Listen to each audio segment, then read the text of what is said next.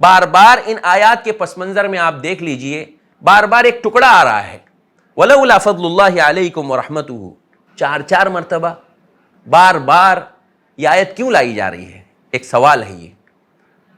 یہ ہمارے ذہن نشین کیا جا رہا ہے کہ صحابہ کرام پر اللہ تعالیٰ کی خاص رحمت تھی، اللہ کی خاص عنایت تھی، اللہ کا خاص فضل تھا۔ 3 صحابہ سے ابھی غلطی ہو گئی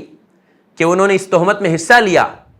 تو اللہ تعالیٰ نے ان کو توبہ کی توفیق عطا فرمائی، انہوں نے توبہ کی اور وہ توبہ قبول ہوئی۔ اللہ تعالیٰ کا فضل خاص رہا ہے صحابہ پر،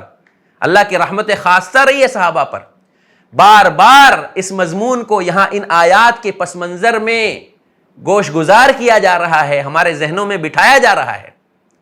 اب بتائیے، جب اتنی عظمت ہے صحابہ کرام کی، اتنی فضیلت ہے صحابہ کرام کی، اللہ تعالیٰ کی خاص رحمت کا مظہر ہیں ان کی زندگیاں، اللہ تعالیٰ کا خاص فضل ان پر رہا ہے، اور قرآن اس کو بار بار بیان کرتا ہے، زور دے کر بیان کرتا ہے، تو ہم اور آپ اگر صحابہ کی شان میں تنقیص کرنے لگیں،